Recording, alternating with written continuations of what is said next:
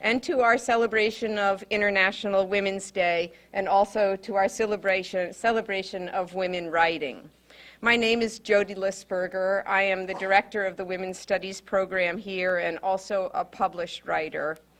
It is an immense honor and thrill to me to be here to introduce Jill Kerr-Conway to you. Before I introduce Jill, however, I want to thank the many people who have helped make this program and the 3 remaining Crossing Borders Women Writing Their Lives programs possible, so that a week from today, Elaine Orr, who is a white Nigerian, will be talking about her experience growing up in Nigeria during the Biafran War. And on the 29th of March, Nancy McCabe, who has adopted a daughter from China and this will be her 3rd book coming out about taking her 12-year-old Sophie back to China to find her orphanage and the people caring for her. She will be here on March 29th. And on April 12th, Beth Taylor, who is the co-director of the writing program at Brown, Beth is here today representing Brown for us because Ruth Simmons couldn't make it. And Beth is also a writer whose book, The Plain Language of Love and Loss, is about the experience of growing up during the 70s with the Vietnam War, facing the tragedy of her 14-year-old brother's suicide and dealing with the aftermath of that in settling her own life. So I hope you will come to all of those events. These are amazing writers who are coming, and I'm very grateful to these people who've helped make this program possible. I hope I don't leave anyone out. My first thanks is to the Rhode Island Council for the Humanities for their grant, and Sue Ellen Kroll, to the Honors Program, Rick McIntyre and Deb Gardner, to Dean Winnie Brownell and the College of Arts and Sciences, to Lynn McKinney and the College of Human Science and Services, and to the many other departments who have given support, Lynn Derbyshire in Communication Studies, Trish Morikoff in Psychology, Libby Miles in Writing and Rhetoric, C.B. Peters in Sociology and Anthropology, and Marie Schwartz in History. Where'd Marie go? There she is. Great. Insofar as it takes a village, I also want to thank my office manager, Deb Messner, for organizing everything and also helping me write the grant and get all the information to win the grant. Jen Brandt, our marvelous TA, and Erica Munoz, who's done much of the publicity and poster work for me, our work study student. From the President's Office and Marketing and Publicity, I want to say thank you to Michelle Carreri, Kathy Sears, Cindy Sabato in Marketing and Publicity, Jan Wenzel, Jody Redlick, and Nikki Toller, many of the people who are often working behind the scenes for us to make this get out into the world. Finally, thank you to our students who inspire us to keep seeking, questioning, and writing. Let me now turn to introducing Jill, which I will do with brevity, since you're all keen to have her standing here and not me. In his book, The Gift, Imagination, and the Erotic Life of Property, Lewis Hyde speaks of the gift that is kept alive by its constant donation. He writes that when we see that we are actors in natural cycles, we understand that what nature gives to us is influenced by what we give to nature. The forest's abundance, he writes, is in fact a consequence of people treating its wealth as a gift. That Jill Kerr-Conway is here today, she whose work and life grows out of a love of the land and the gift of history, story, women, and language, seems most appropriate in thinking about the crucial ways we pass on the spirit of giving and living through the living word. Starting with her homeland, Australia, and her deep knowledge of the bush, along with her fierce sense of what she would accomplish as a woman and a writer, Jill has written and lived a landscape that is remarkable in its wealth. I could read to you the list of her published books, all 21 of them by my count, to show you her extensive expertise about women, power, leadership, education, memory, history, and writing. Or I could tell you she was the first woman president of Smith, so with me you would say, ah, but of course. or I could speak of her many leadership positions and awards.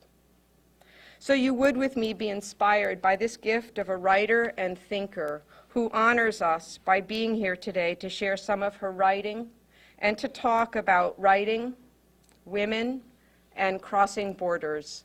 And then at the end to have a little Q&A to answer your questions. Please join me in welcoming Jill Conway.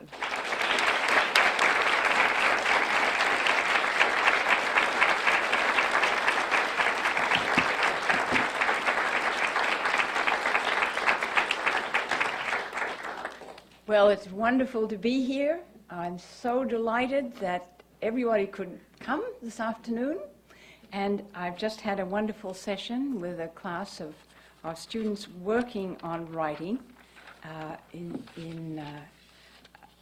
just a very interesting class that also had a group of high school students from the area visiting. So I've been warmed up. I wanted to start out first with the theme that Jody kept to the last in her introduction. She said that she was teaching a class which had an interest in the whole area of crossing borders and how the shape of women's lives can be altered by that kind of mobility, but men's lives also. But the borders that women have had to negotiate have been rather more intractable in some periods of our history.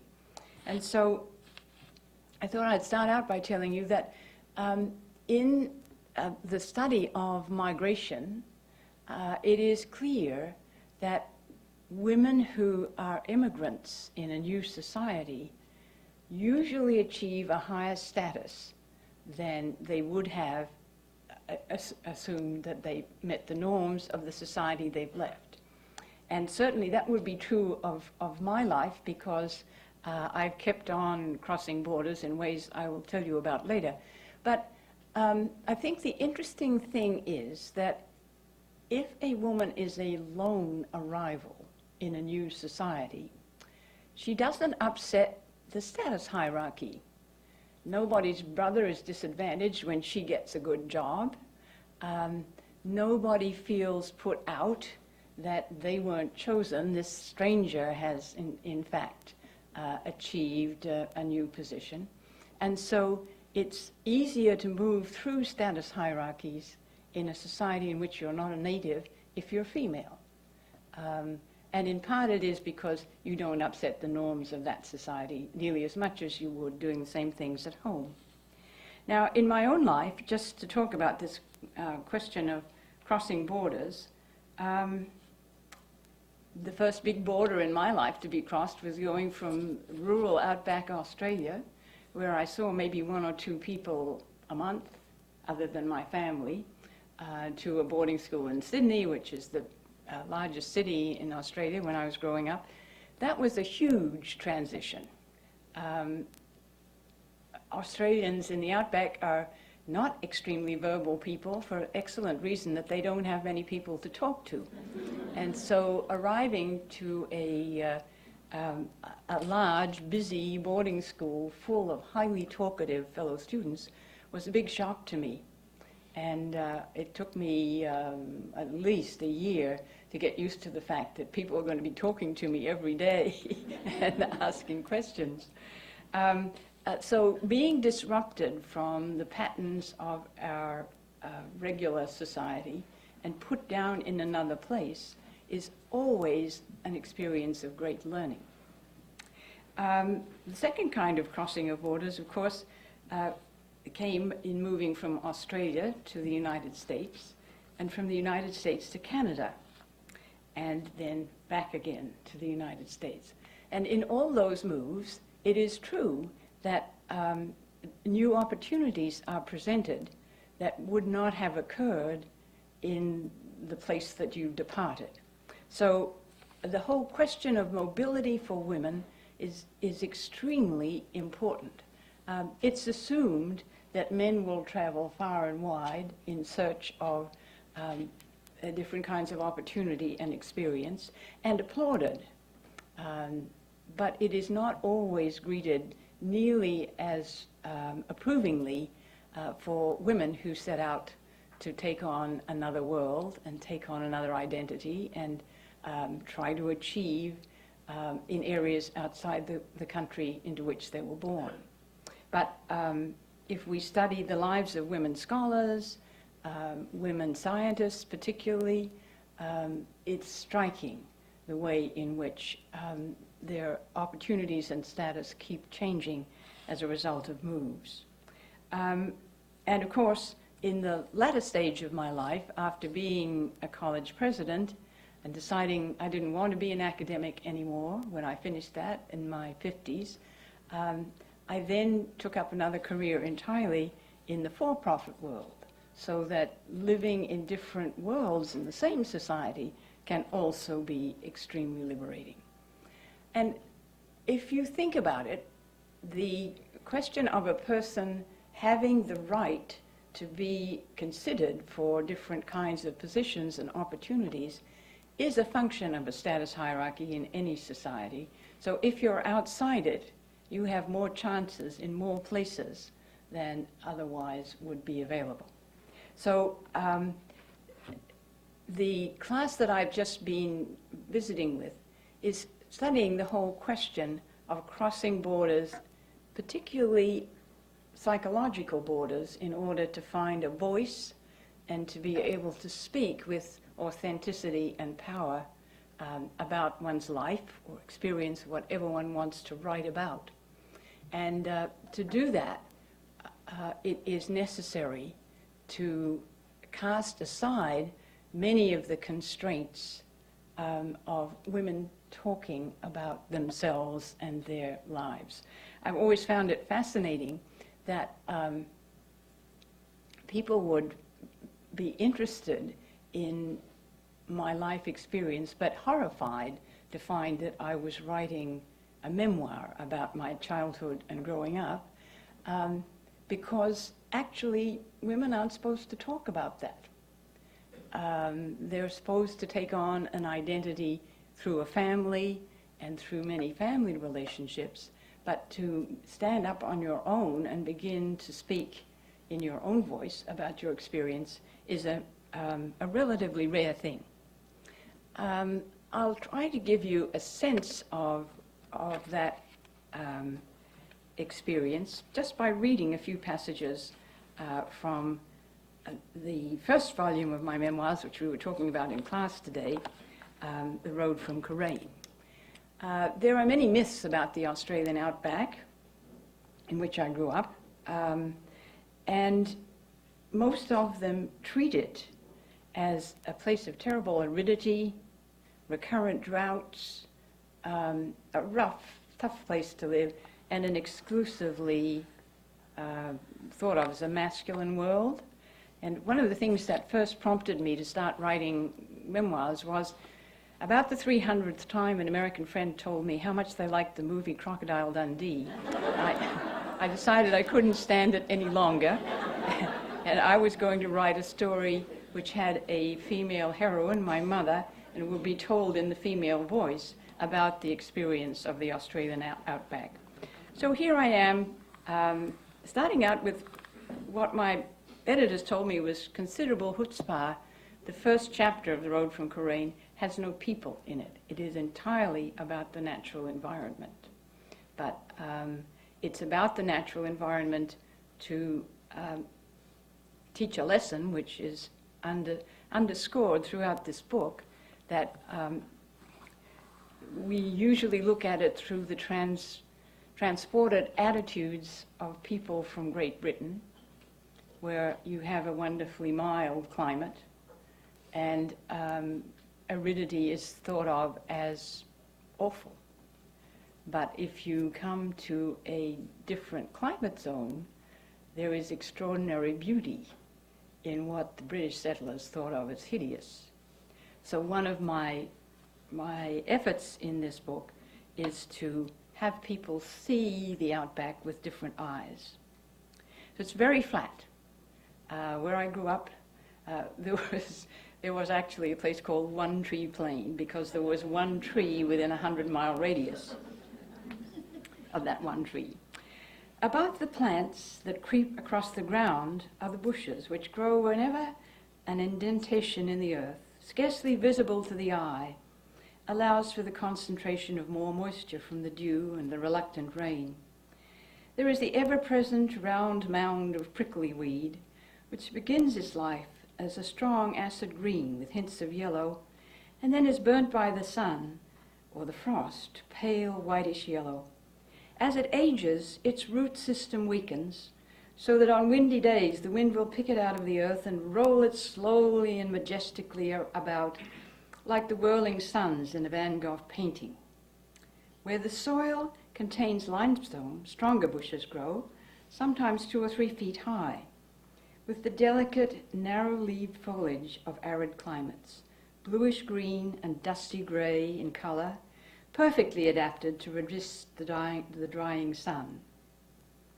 Where the soil is less porous and water will lie for a while after rain, comes the annual saltbush, a miraculous silvery gray plant which stores its own water in small balloon-like round leaves and thrives long after the rains have vanished.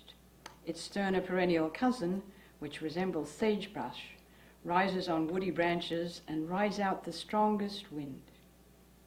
Very occasionally, where a submerged watercourse rises a little nearer the surface of the earth, a group of eucalyptus trees will cluster. Worn and gnarled by wind and lack of moisture, they rise up on the horizon so dramatically they appear like an assemblage of local deities. Because heat and mirages make them float in the air, they seem from a distance like surfers endlessly riding the plains above a silvery wave. The ocean they ride is blue-gray, silver, green, yellow, scarlet, and bleached gold, highlighting the red clay tones of the earth to provide a rich palette illuminated by brilliant sunshine, or on gray days, a subdued blending of tones like those observed on a calm sea. The creatures that inhabit this earth carry its colors in their feathers, fur, or scales. Among its largest denizens are emus, 6-foot-high flightless birds with dun gray feathers and tiny wings, and kangaroos. Kangaroos, like emus, are silent creatures, 2 to 8 feet tall, and ranging in color from the gentlest dove gray to a rich red-brown. Both species blend with their native earth so well that one can be almost upon them before recognizing the familiar shape. The fur of the wild dogs has the familiar yellow of the sun-baked clay, and the reptiles, snakes, and goannas look like the earth in shadow. All tread on the fragile habitat with padded paws and claws which leave the roots of grass intact. And one of the themes of this story is that the British, and my parents in this particular area of the country, by introducing sharp-hooved animals, which are not native to Australia, participate in destroying the environment because they break this pattern that I've just been describing of low, creeping plants which hold the soil and the moisture. On the plains, earth meets the sky in a sharp black line, so regular that it seems as though drawn by a creator interested more in geometry than the hills and valleys of the Old Testament. Human purposes are dwarfed by such a blank horizon. When we see it from an island in a vast ocean, we know we are resting in shelter. On the plains, the horizon is always with us, and there is no retreating from it. Its blankness travels with our every step and waits for us at every point of the compass. Because we have very few reference points on the spare earth, we seem to creep over it, one tiny point of consciousness between the empty earth and the overarching sky. Because of the flatness, contrasts are in a strange scale. A scarlet sunset will highlight gray-yellow tussocks of grass as though they were trees. Thunderclouds will mount thousands of feet above one stunted tree in the foreground. A horseback rider on the horizon will seem to rise up and emerge from the clouds. While the patterns of the earth are in small scale, akin to complex needlepoint or a vast tapestry, the sky is all drama. Cumulus clouds pile up over the center of vast continental spaces, and the wind moves them at dramatic pace along the horizon and over our heads. The ever-present red dust of a dry earth hangs in the air and turns all the colors from yellow through orange and red and purple on and off as the clouds bend and reflect the light. Sunrise and sunset make up in drama for the fact that there are so few songbirds in that part of the bush. At sunrise, great shafts of gold precede the Baroque sunburst. At sunset, the cumulus ranges through the shades of eternal seascape, before the sun dives below the earth, leaving no afterglow, but at the horizon, tongues of fire. So this is an attempt to translate descriptions of the arid outback bush as ugly and terribly adverse environment to actually capture its beauty. So the first chapter of this book is devoted entirely to describing this earth and its climate. Because, of course, as a child, it's all that I ever saw. My brothers went away to boarding school when I was 5, and at the same time, the Second World War broke out, and every able-bodied Australian man was drafted, and so our sheep station, which had needed at least 3 or 4 men to help my father, just had him and me as soon as I'd learned to ride. So I spent a lot of time by myself in this environment, which accounts for the very close view of the earth. Because at 5, if you're herding sheep and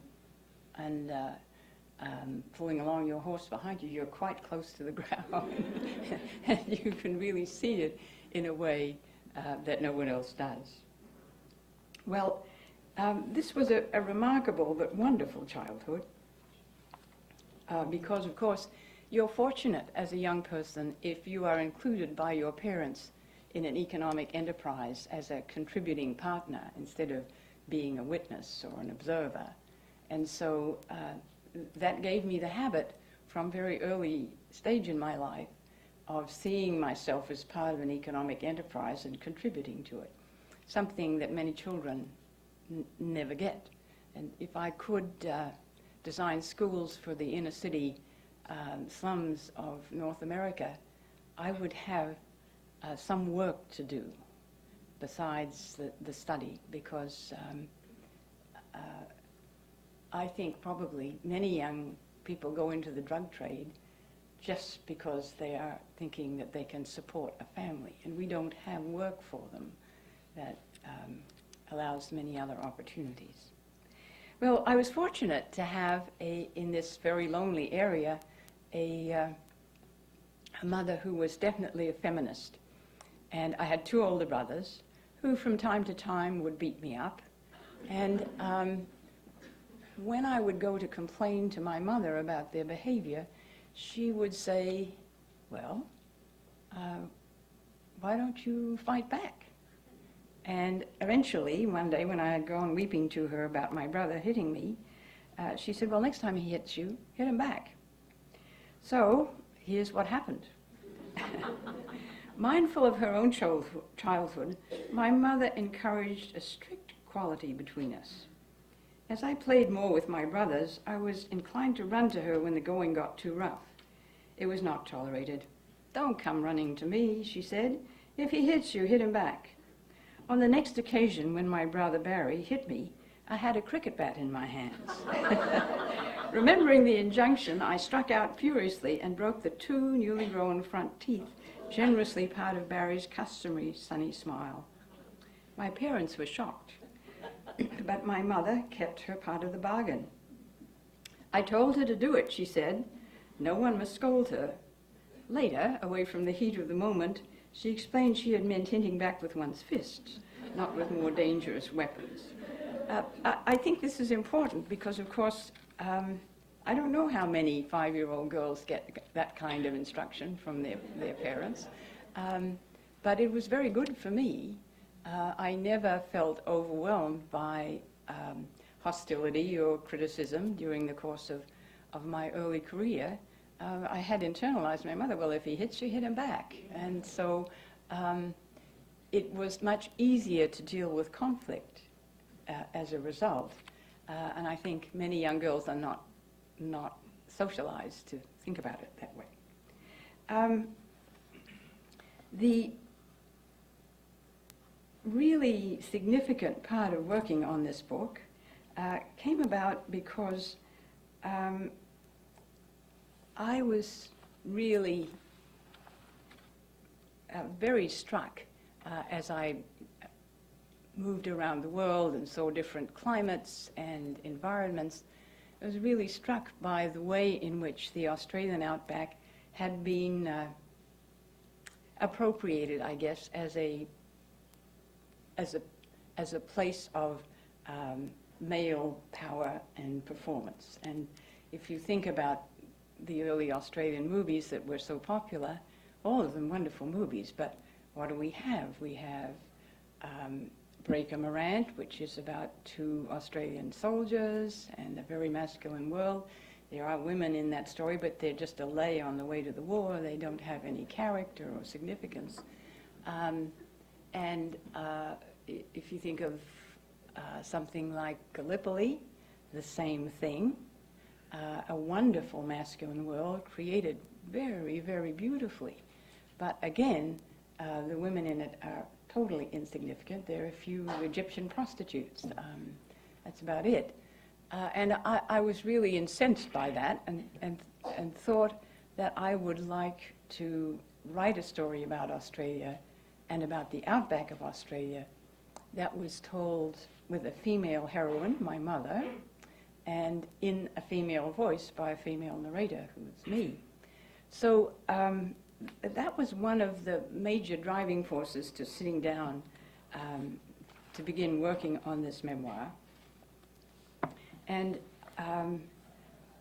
I found it really very helpful to write it and to rethink what the roles of the sexes were in my childhood, and also about the way in which children like me, had grown up in a very freewheeling outback world where you eventually finished up playing many male roles, we were all, and this is the word, we were all broken in like a horse by being sent to a very proper boarding school, modeled on an English girls' boarding school.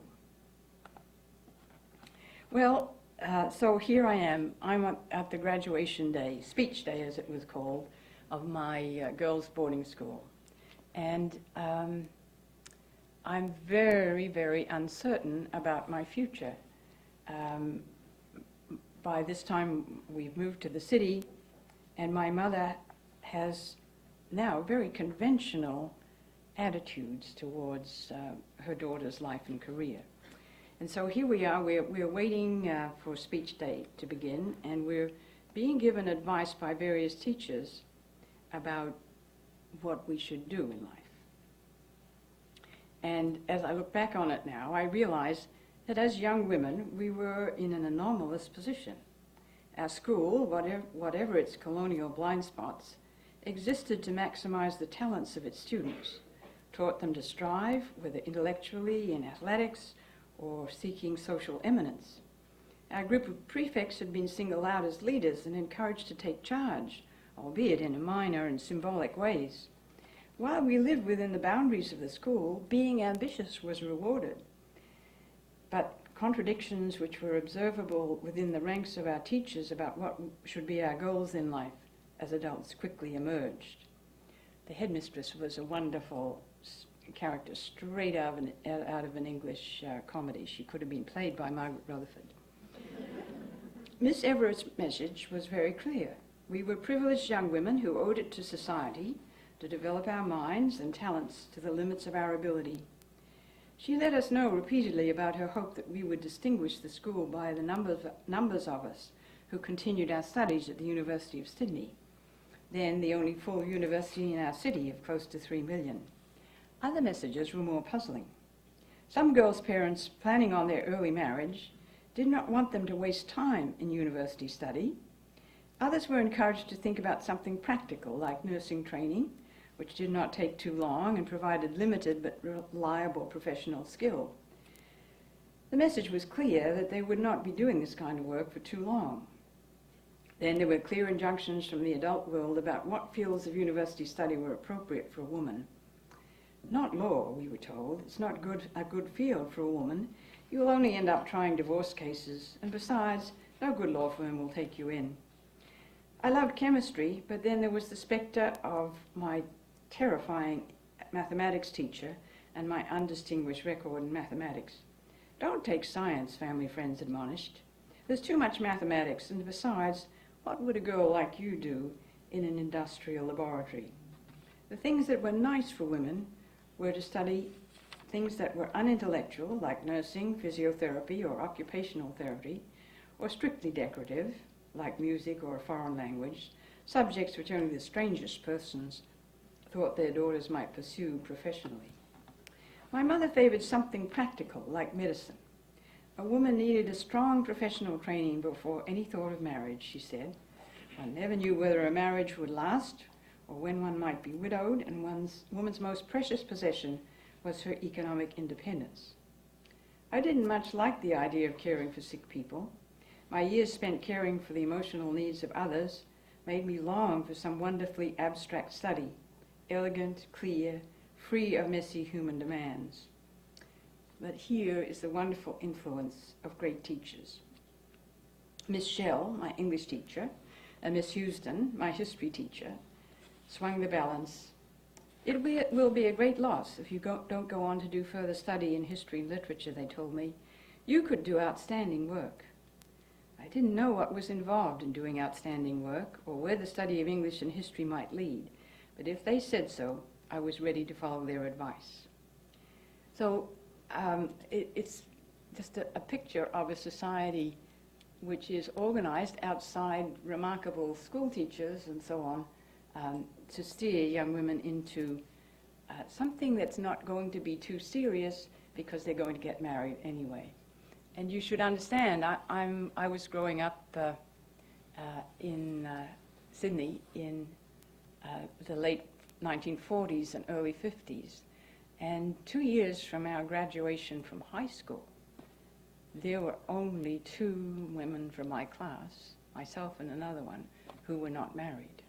So that tells you what the 50s were like and what needed rebellion there was as a result. Now, writing a memoir is a very interesting exercise because you have to become your own best critic. Instead of going along with all your prejudices about all the various people in your life as a child and a young adult, you have to really make those people three-dimensional characters and ask yourself in creating them what their interactions were with this sometimes very tiresome adolescent. And so I think one of the most interesting aspects of writing memoir is that you do come to discover that Freud was right. If you really try, you can remember almost everything about your childhood. And I was fortunate to have a brother who was a commercial pilot and had kept a log of what he was doing every day, as pilots must do. And so if I wanted to date anything, we just had to figure out where he was in the world, and we would get the date perfectly. But the process of reliving one's childhood and adolescence, and therefore seeing the adults of your world with an adult eye, is extremely productive. And it makes you rethink much of your memories. In the second half of her life, my wonderful, heroic mother became an alcoholic and very dependent on drugs. And the second half of her life was really tragic and also enormously stressful for me. And I realized, as I sat down to write this autobiography, that I had forgotten my wonderful mother. All I remembered was the unhappiness. And so recreating the happy part of my childhood was one of the great benefits of doing this. And I think it's a wonderful exercise, whether you intend to do this for publication or just for your own benefit or that of your family and children. It's a wonderful exercise to really go back and try and reconstruct your childhood world and all the interactions with people and all the influences. Because it's true, I don't know what it is about human beings. You remember the sadness, but never the happiness. And I think that's a wonderful thing to recover. Now, people always ask me about a writing life, and what I think about the plot forms of narratives about male or female lives. And I've spent a lot of time thinking about that. And it is true, even today, that the archetypal narrative from the 18th century Romanticism on for a woman's life in the English-speaking world and most of Western Europe is of the romance. And we all know the version of a romantic plot. We see it in all the romantic operas. There's the soprano who's young and beautiful, very finely tuned emotionally, maybe not much brains, but she's got a wonderful voice. And then there's the tenor, and he bumps into her or she into him. It's always chance. And then they begin to sing some absolutely wonderful arias about love. And then through war or revolution or scheming people, they're separated. And so the second act, they're really grieving about this lost life. And then, of course, in the third, they get back together again, but the curtain comes down because she dies. And the romantic life, it's also true in most romantic fiction. I always think about Hemingway's Farewell to Arms. That wonderful love affair ends because the heroine dies in childbirth. And so the point to take out of this is that the life plot for a woman ends in that romantic form when she marries, because her life is subsumed in the male life. And she doesn't have her own story, supposedly, after that. And much of the writing of the feminist movement has been to deconstruct those plots and set people thinking about other stories. But if you think about the romantic plot for a woman, it is to merge one's identity in someone else. Initially a male partner or a partner, and then in one's children and their subsequent lives. And the archetypal plot for a male, of course, is of the Greek hero who, through struggle and adventure and sometimes violence, manages to come into his own sense of his power and capacity, and to take his rightful place in society. And if we think about Odysseus, there's Penelope at home knitting, and there is he living this extraordinarily adventurous life and coming back to claim his rightful place. But Penelope has no rightful place except linked to a male. So those are the standard romantic plots, and if you watch TV serials, you will see that updated in modern dress, that's pretty much still the life plot. And there's very little attempt in popular media to have people think otherwise. And of course, if you're going to migrate and move around the world, you don't fit the romantic heroine at all, because you're traveling on your own. And I think it's very important as an exercise for parents to do a little analysis of the stories they tell their children. It's interesting that social scientists who studied two-career couples find out that the fathers come home and tell their sons what a great day they've had, what fun, how interesting, I got in this fight and that, and so on. And the daughters come home, and they, first of all, tell the mothers come home, and they tell their daughters how much they miss them, how tired they get. And so even in what we think of as a really liberated world, we are still conveying those attitudes in significant ways. So thinking about a memoir is an invitation to think about the plot of your life and analyze how you are reporting it to the next generation. Because people worry all the time about why some of the high-achieving women of the contemporary world drop out of their roles and begin at quite an advanced age to have many children. And it is partly because when you've done some of the male plot, it isn't all that satisfying anyway. But on the other hand, you have this very strong urge to act out the other. I don't know, by the way, how much time do we have? I think we have about 10 or 15 more minutes. Well, then I'll just try and sum up by saying that when you leave tonight, please do 3 things. Think about what you've always assumed was your life plot and how in fact it has worked out, because it's often very different.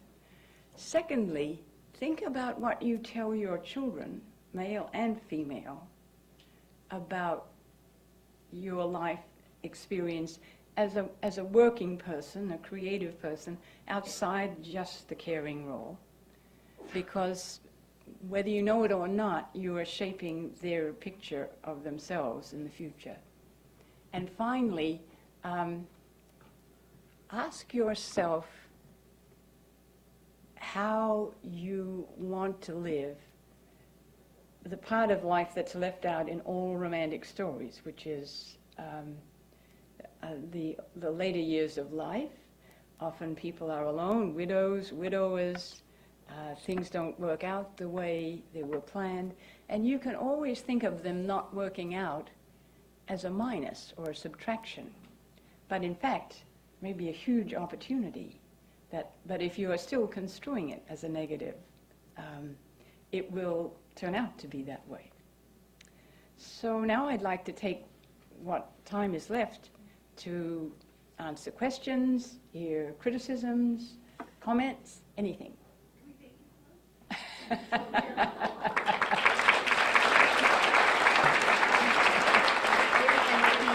want to read a little more. You have quite a bit of time now. Really? Yeah, you do. So I also want, on behalf of the Women's Studies program, to give, with a great smile, this T-shirt to you.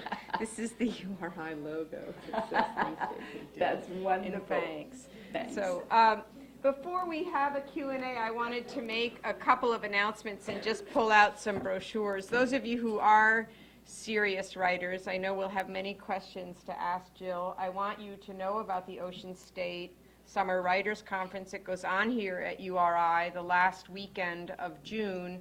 It's now 3 days. It's extensive workshops for poets, fiction writers, nonfiction writers.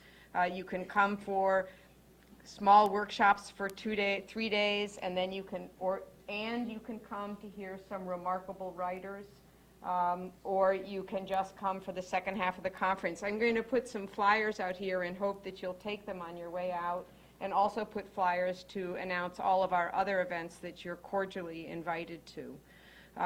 So Jill, you don't need me to do Q&A. You can do that. Please ask all the questions. Somebody start, please. Yes. In your book, True North, you said that found you a shy person. Yes. Do you attribute that to growing up in an isolated environment with streaming like that? Yes, I don't know whether everybody could hear the question, but I did say, and it's true, in the second volume of my memoirs, that I am a profoundly shy person. I can talk to several hundred people easily, but I cannot manage a cocktail party. And I attribute it to the fact that as a child, I lived alone. After I was 5, my brothers were away mostly at boarding school, so I was almost an only child. It was a time of great scarcity of gasoline in Australia because none had been discovered there in the pre-World War II period, and gasoline was rationed, so people didn't visit very much. So I saw really sheep and cattle and other native flora and fauna, and my parents, and I listened to the radio, but that was about it. So going to boarding school was a huge, huge shock, which took a lot of recovering from. But of course, it's necessary socialization, which you don't get otherwise. Yes? How long did it take you to find your voice to sort of move through the drafts and the, no, that's not quite right, and to really come to that place to say, this is who I am, and this is my truth and my voice? Could everybody hear? No? The question was, when and how did I come to a sense of myself as a writer and get the confidence that indeed I could tell stories and convey ideas that were worth people reading about and so on. It's a complicated process. I started out as a young person writing a lot. I wrote quite a lot while I was still an undergraduate at the University of Sydney and published a lot, some of it for children, some of it history texts and so on, and I loved it. Then I got to graduate school and I internalized the really highly critical but brilliant thesis director I had, and I dried up completely. And of course, one's interactions with one's fellow students too are in the mode of agonistic argument and so on and so forth. So that took away my style for a long time. And then I kept promising myself that when I finished up being president of Smith, I'd still only be just a little over 50, and I could have a career as a writer then. So I started out, immediately I retired, and I couldn't write anything but bureaucratic prose. It was just... And so I eventually thought, well, the only way I'll get my voice back is by writing something really close to the bone. So I'll write about my childhood and family, and that worked.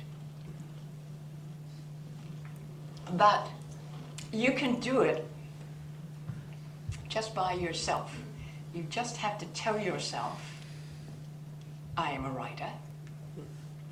And you have to imagine someone who wants to hear your story.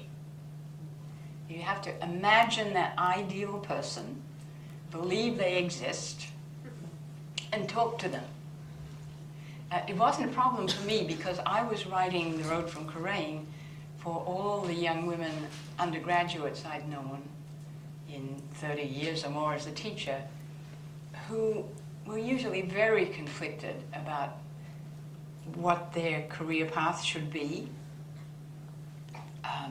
In the pre-feminist era, of course, very severe conflicts, and even post-feminist, there's still the question of what profession.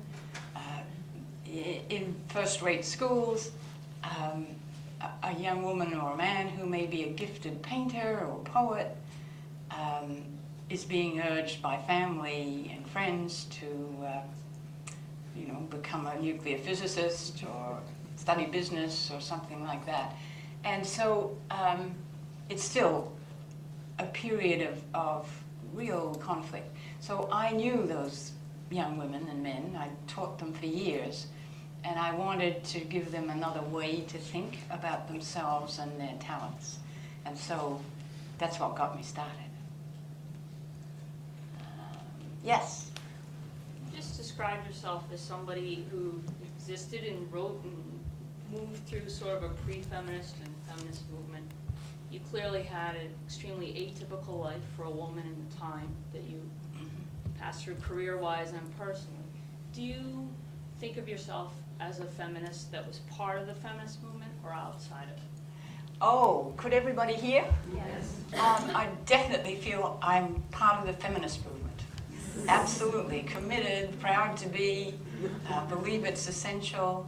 I spent a great part of my time as a faculty member at the University of Toronto combating discrimination in salaries, promotion. I eventually took that all over Canada and finally brought it to the United States. I've always been a fighter for women's rights. And my mother, in her best incarnation, was a very strong feminist. So I came by it from her.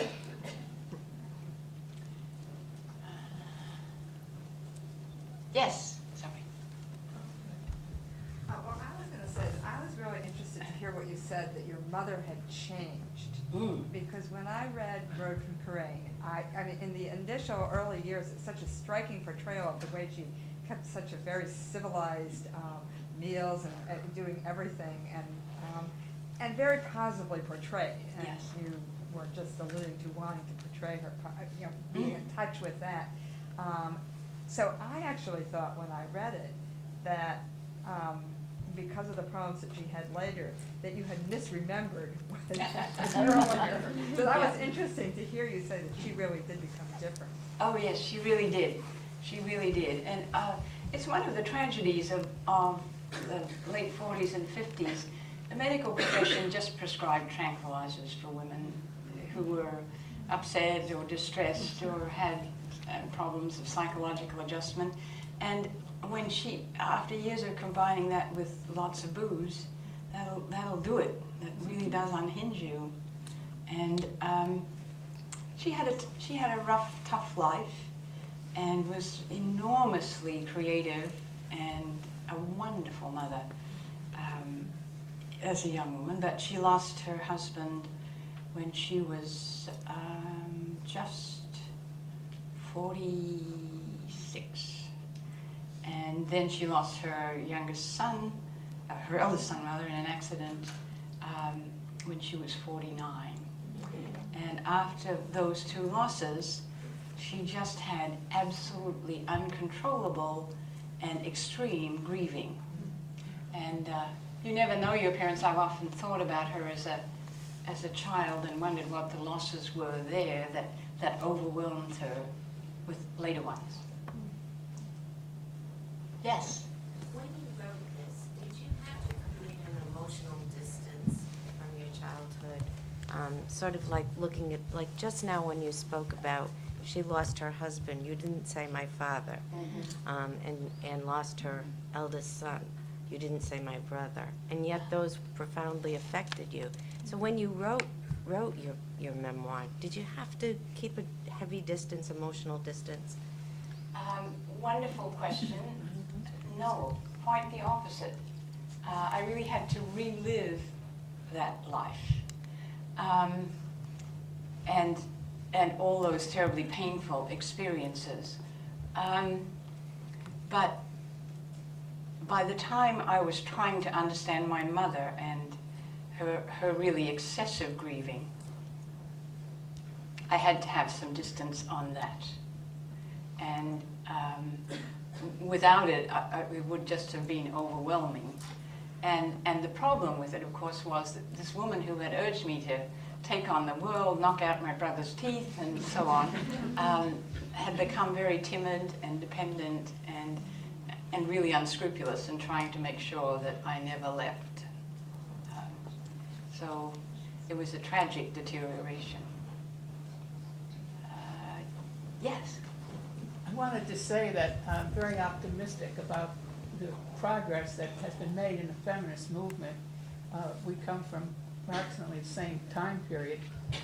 The first question, and I want all the young ladies to hear this, the first question asked of me on the defense of my dissertation for my PhD by Dr. Elton Carter, and God knows where he is, but I have a destination I hope he's landed in. The first question was, Miss Studi, haven't we as a faculty wasted our time educating you to this degree if you get married this summer? What did you say? I blew up. I run on a short fuse. And my advisor kicked me under the table and said, easy girl, easy girl. But we've made progress. Indeed we have. Indeed we have. Yes. Well, I have been interested in following up on a kind of, well, the difference between the choice that your mother had to make Yeah. for family and the way her character molded you into what you are, and yet her, trying to urge you away from, her kind of person. I saw it through, the pages of the book that, she made a very strong choice, from a very progressive young lady, and then decided almost overnight to go to the back. She made a very strong choice against her inner person. Well, in trying to chart the course of your life, I could see her in one way trying to maybe reverse you, make you to make a different kind of choice than she made. Do you think that is true? And then, of course, the change in her personality, in her perception of her life, could have been that she made that very strong choice, and then she kind of lost a lot of it, before she could see back. I don't know if you can put that in perspective about how that shaped, the choices that you made. Well, first of all, the questioner is saying, how do I think my mother, particularly a very strong and creative self, has played an internalized, that mother has played a role in my life, and of course it has enormously. I was telling people in the class before, we lived in this very remote place, many, many miles from any other settlement, 20 plus on one side of the place, 30 on another, and about 8 or 9 on another. And she ran this household with 3 children. She kept the books of the family business, and she organized her time in an extraordinary way. I mean, she was up at 5 o'clock every morning, 4 o'clock sometimes, so that she could get the laundry started. We had to light a fire and boil a copper and put the clothes in. And she would be out watering the garden once we had water for a garden in the early part of the day, so the moisture could be taken into the plants. She cooked breakfast for all of us, and she followed the following routine. Monday was laundry. Tuesday was ironing. And ironing was a flat iron got taken off a hot stove. Wednesday was for cleaning, and Thursday was for mending, and Friday was for baking for the weekend. And so she had a garden, she kept the books, she did all the housework, well, trained us children to do some, and she always had 4 hours a day to read. And so when people asked me, as I became a professional woman, how I learned time management, I would say I learned it from my mother. And she made me understand that people really need much less sleep than they think they do, especially if they're doing something they want to do. So that's the first thing, that energetic, conquer anything, get on top of everything, inexhaustible energy I got from her. She did make a big throw of the dice. She married a man who was determined to settle in the outback of Australia, where she had never been. And she stuck to that bargain. But it, of course, worked out tragically for her. And she had a great business sense. She ran the station and brought it back to high profitability by herself after my father died. But one never knows one's parents, but I believe that she must have had really terrible losses in her own family. She had a father who was really absent a lot of her childhood. And I think she found this man that she adored and had the life that she wanted, and it disappeared. Now, she felt victimized by the fates for that. And she could never stand back and say, we settled in a very arid area and tried to raise sheep and cattle where it was very marginal, and it didn't work out. But I certainly think I have her energy and pleasure in organizing time and getting stuff done. And she gave me big ambitions. And then, of course, later tried to circumscribe them because they would take me away from her. Yes? Did you ever marry? Pardon? Did you ever marry? Me? Yes, indeed, I did. And you accomplished all that? I married somebody.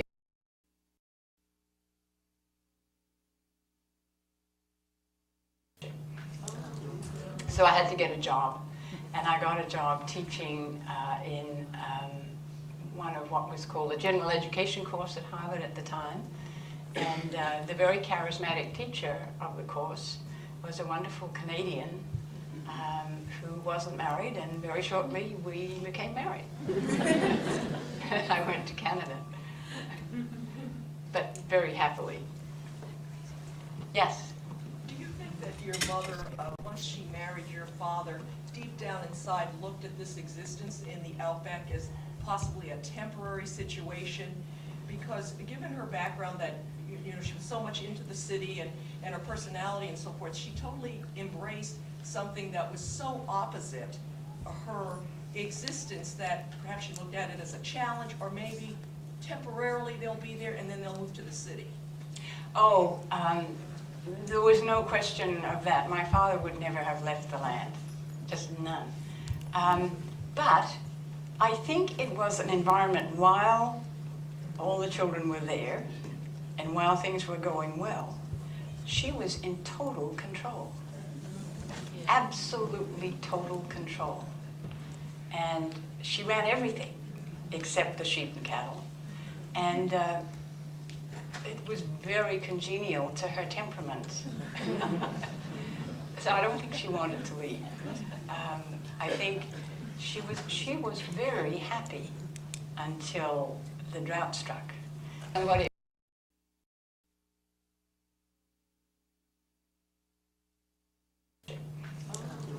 So I had to get a job, and I got a job teaching in one of what was called a general education course at Harvard at the time. And the very charismatic teacher of the course was a wonderful Canadian who wasn't married, and very shortly we became married. I went to Canada, but very happily. Yes? Do you think that your mother, once she married your father, deep down inside looked at this existence in the outback as possibly a temporary situation? Because given her background that she was so much into the city and her personality and so forth, she totally embraced something that was so opposite her existence that perhaps she looked at it as a challenge, or maybe temporarily they'll be there and then they'll move to the city. Oh, there was no question of that. My father would never have left the land, just none. But I think it was an environment while all the children were there and while things were going well, she was in total control. Absolutely total control. And she ran everything except the sheep and cattle. And it was very congenial to her temperament. So I don't think she wanted to leave. I think she was very happy until the drought struck. So I had to get a job, and I got a job teaching in one of what was called a general education course at Harvard at the time. And the very charismatic teacher of the course was a wonderful Canadian who wasn't married, and very shortly we became married. I went to Canada, but very happily. Yes?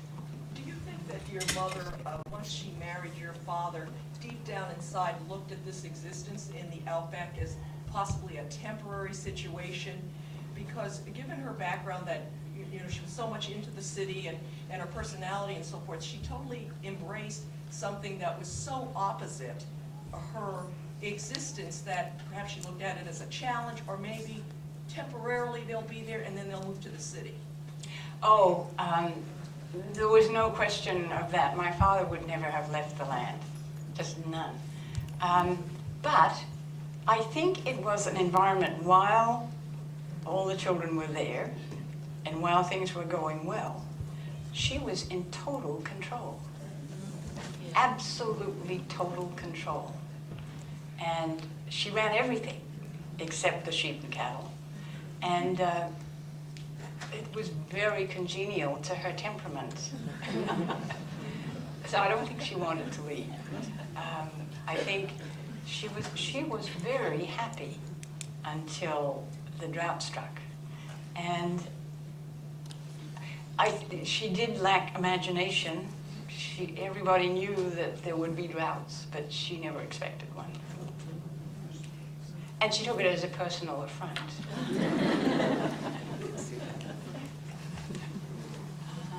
Yes? I once heard you say something on an interview on National Public Radio, and I don't recall it and repeat it now. But just if my daughters were here to hear it, it was about what you say when people tell you you're lucky to have the husband that you have. You're lucky to have a man who was so supportive of your career. If you can't remember, I do, so I remember very well. What I said was that wasn't good luck, that was good management. Can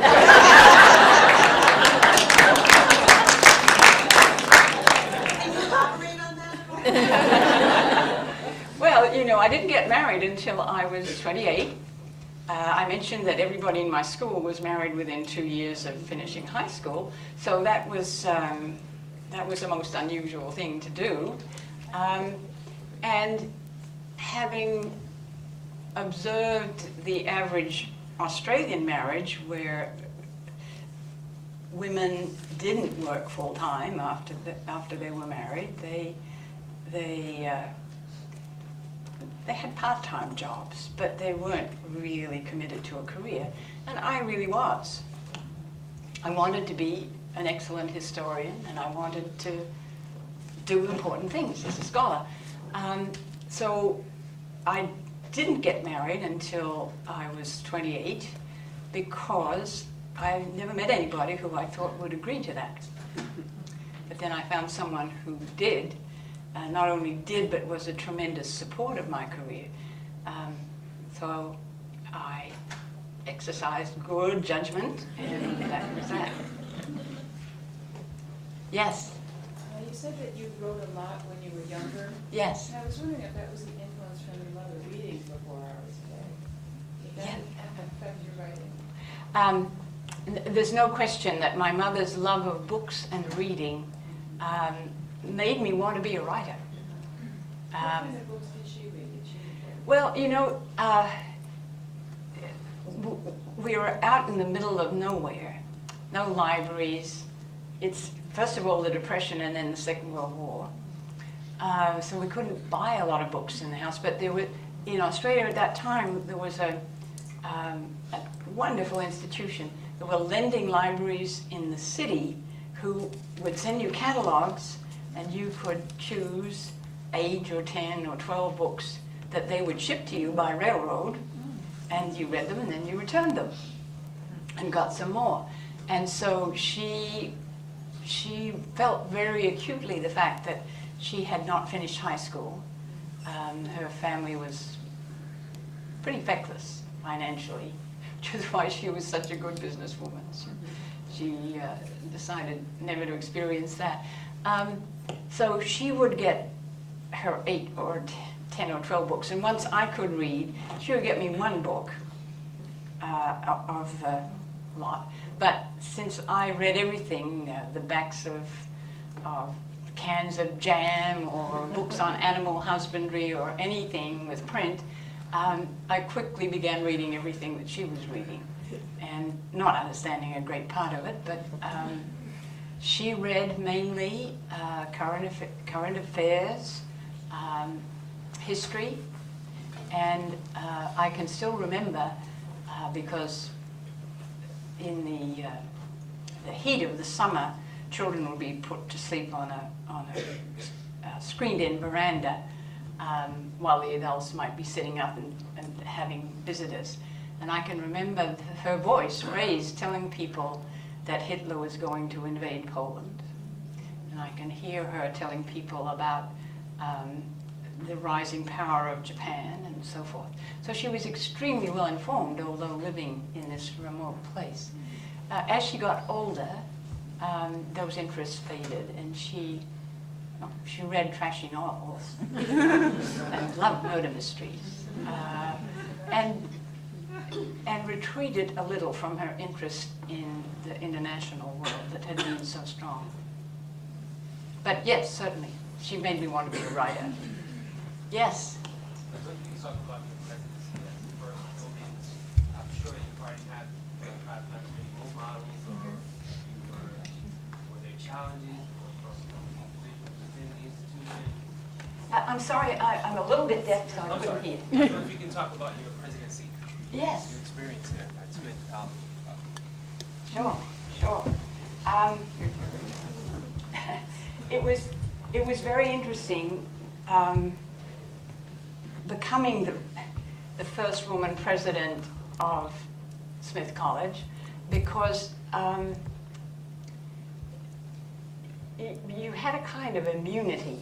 You were such an anomaly that people didn't really, the media and so on, didn't really give you a hard time. I guess the things that were important for me were that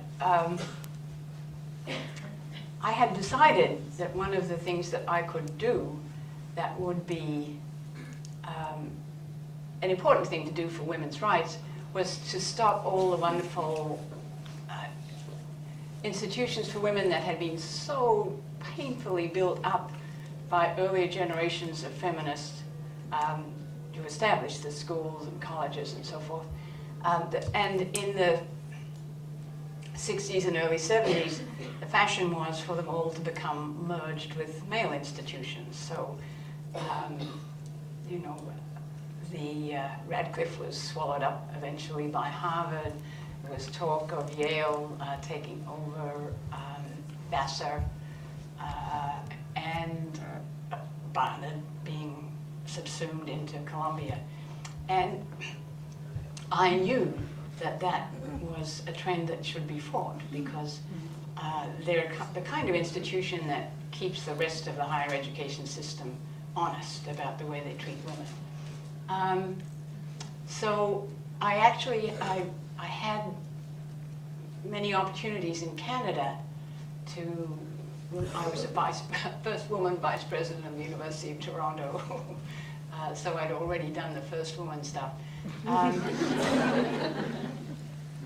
I thought that I could do more by taking over the management of one of the great women's colleges. I could do more for the feminist movement. than I could being the president of a big public institution. And so I really wanted to do that. When I got there, we had the results of the first major energy crisis, which triggered a major recession in the United States in the early 70s. And so the year I got there, the cost of heating and lighting the campus had risen by about 300%. And the institution was running a big financial deficit. And I had to get out and find new sources of money. And so one of the new things that I had to tackle was to understand how you raise money in an American setting, because Canadian universities where I'd been mainly publicly supported. So that took me in an interesting direction. The majority of the senior faculty at Smith at the time I went were men. Most of them deeply offended by the idea of a woman president, but some real feminists. So we had. I'm glad my mother taught me to kick my brother's teeth. We really had some knockdown, drag-out fights, but I usually won. And the other thing that was very important to me was to make this very elite institution open to very poor women.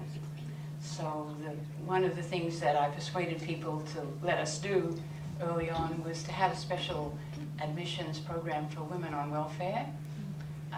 The welfare rules were that if a woman got a scholarship, that was subtracted from her welfare.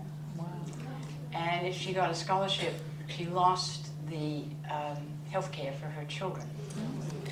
So we figured out a way to do it which worked. We never gave them scholarships. We just opened an account at the drugstore and the bakery and the greengrocer, and had some doctors in the town who would agree to treat people, and we would do the paying. So we never gave them a cent. It gave the welfare authorities absolute conniption. But a lot of those women had very, very distinguished careers. Some of them graduated summa, and some of them went places like Harvard Law School or Harvard Medical School or Yale or Princeton and so on. So it was a wonderful lesson for the rest of the student population. The kind of scorn with which welfare mothers were treated at that time, they never felt again. The thing that I experienced most was just what an extraordinary society the United States is. I had never lived in a country where the potential of philanthropy was so great. All you had to do was really have a fine idea and a capacity to implement it, and somewhere you'd find the money to do it. And that was a new experience for me, and very interesting.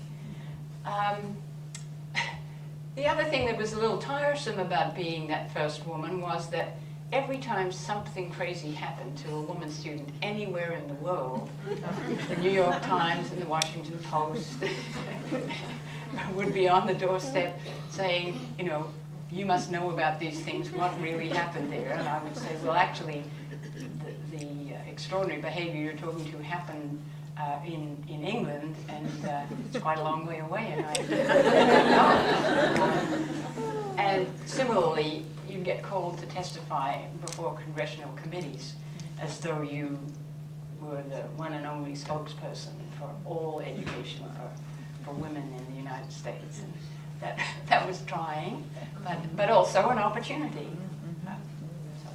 So I'm sure that we have a million questions for Jill, and that she could share so much with us. I don't want to keep her later. There are books of hers for sale, and I'm hoping she will sign your book before her right arm drops off. But this has been very, very special for us. Thank you, Jill. Thank you so much.